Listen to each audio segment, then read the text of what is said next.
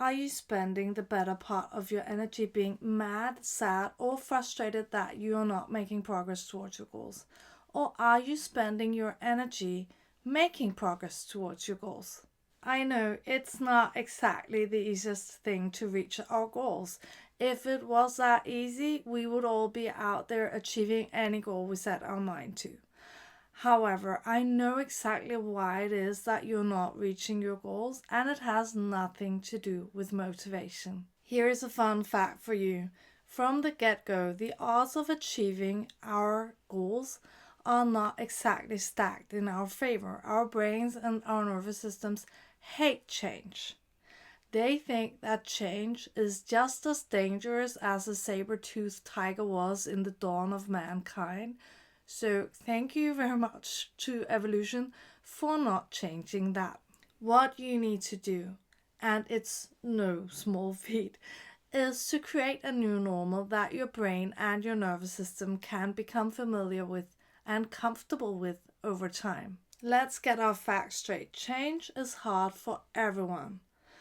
But if you're patient and if you over time try to implement both micro and macro adjustments in your life, and you're still finding it really hard to advance, to progress towards your goals, even when you follow the checklist that I will be going through in a moment, you might be equipped with a nervous system that is finding it particularly hard. And there are several reasons why that might be the case. But you need then to work harder. I'm sorry to break it to you. You might be someone who needs to work harder, and you may need to also get some outside help to do it. Yes, it is true. You may need to work harder, and yes, it sucks, and we don't want to do it. But think about it this way, the payoff is on the other side, and you do want that. So you need to decide with yourself, am I really ready to put in more work than the average person if that is necessary for me? And I want you to do that because you can crack the code to why your nervous system is particularly spicy and why it is even more averse to change than the average person. You may just need a bit of tailored support to get yourself there. I want you to know that change can and will happen for everyone the moment you begin to do two different things. One, begin to work consciously with your nervous system instead of against it. And two, you create a solid and aligned plan that will shift the odds in your favor and basically lock in the change you want to create in your life, in the sense that the achievement of your goals will follow naturally from the plan you create. There are lots of people out there reaching their goals, and today you can decide that you are going to become one of them.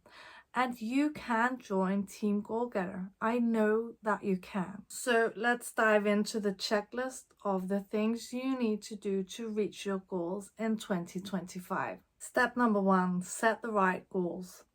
That sounds so obvious, still it's worth looking into.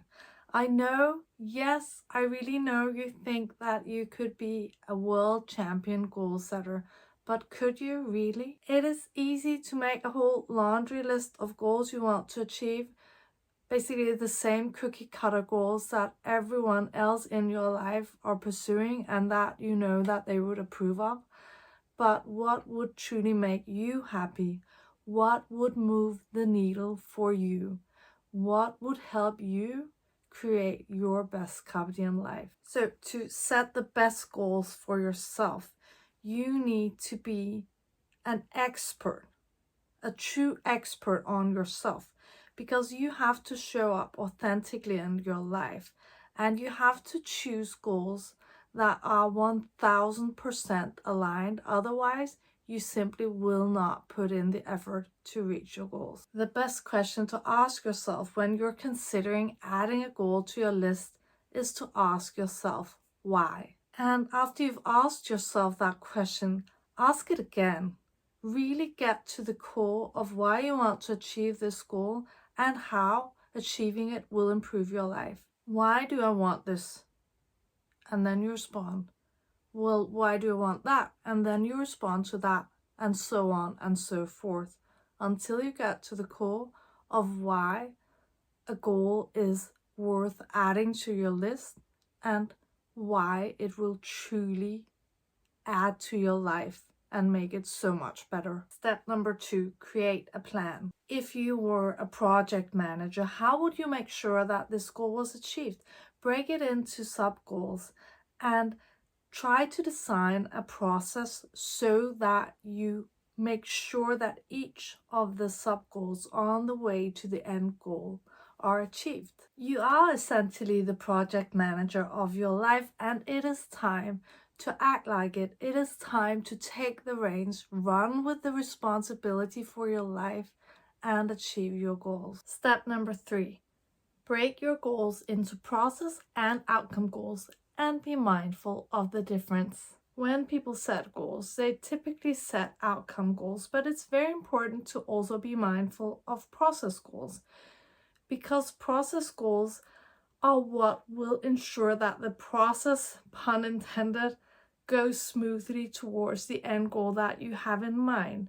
So when you are a project manager working to ensure that you reach the sub goals that you have envisioned along the way to the end goal and eventually the end goal down the line, the process goals are like your strategy to achieve the sub goals and the end goal. So it is what you plan to do, or if you were a project manager in a big company, what you plan to have your co-workers help you do, help you achieve along the way. A process goal for me this year would be to eat a keto diet most of the time.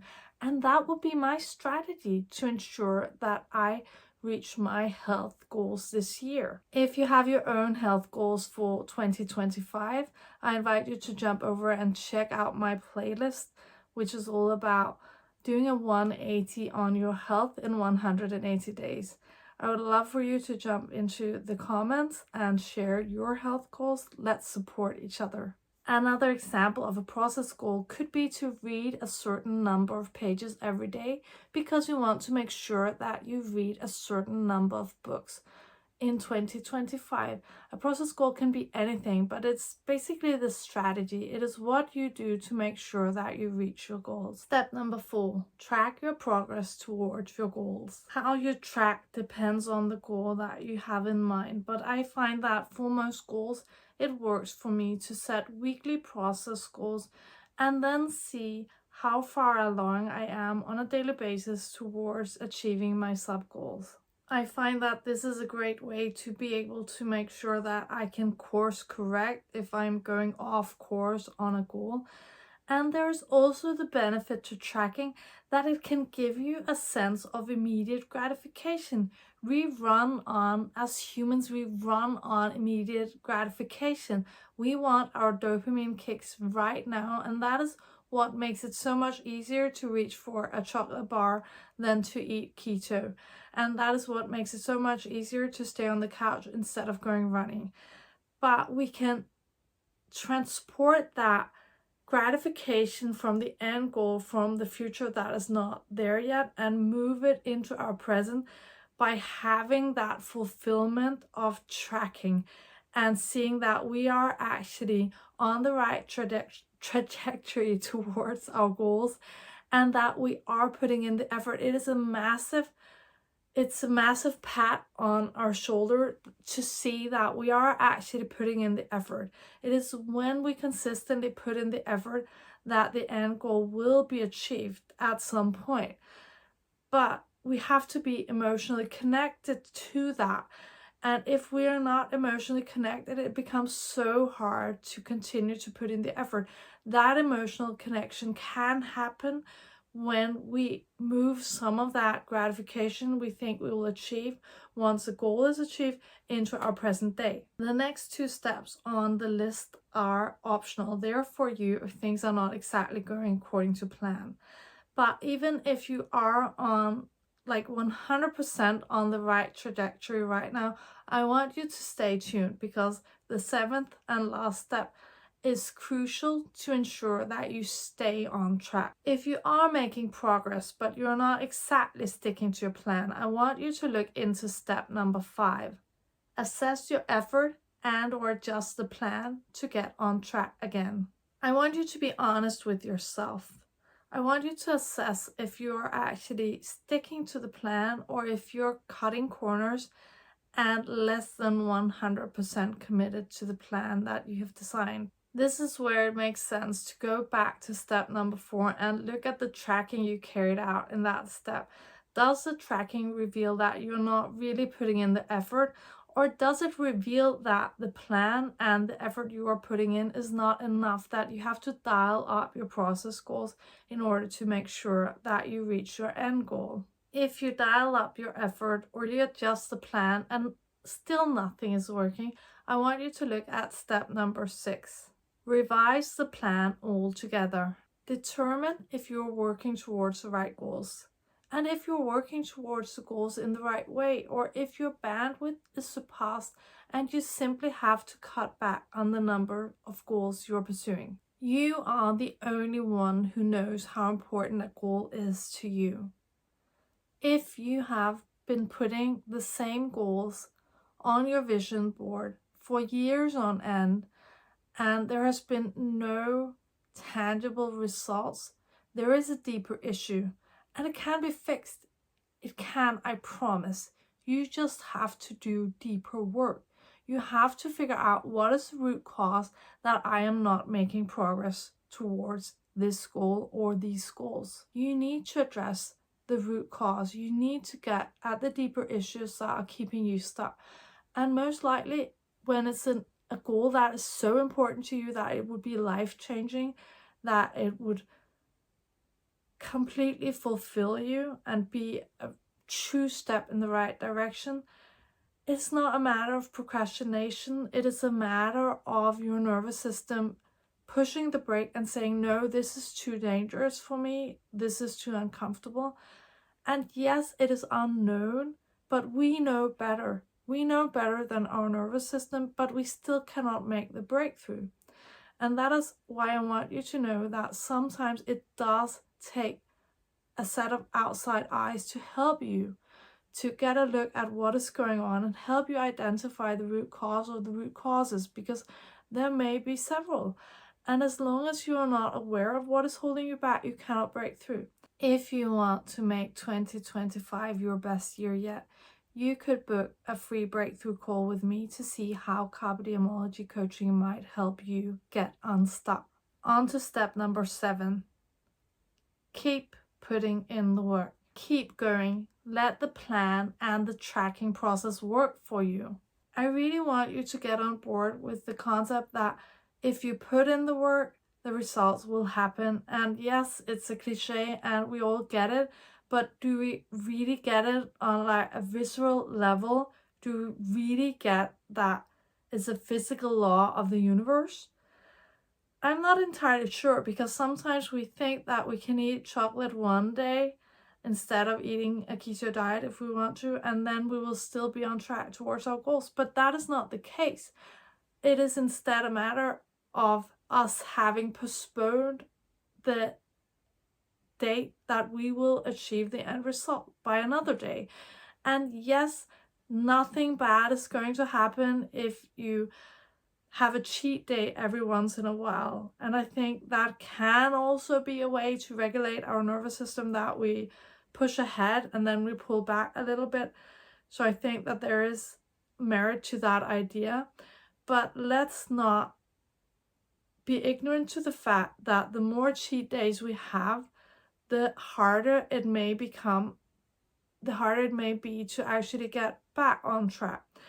And what really sets people back and keeps them in stuck is when they do not continue after a setback. I want you to continue after a setback. We're all going to experience setbacks. I experience setbacks. What separates the stuck people from the not so stuck people is that the people who are forging ahead are indeed forging ahead. They become temporarily stuck. They have a cheat day or even a week where they do not follow the plan, but then they forge ahead again.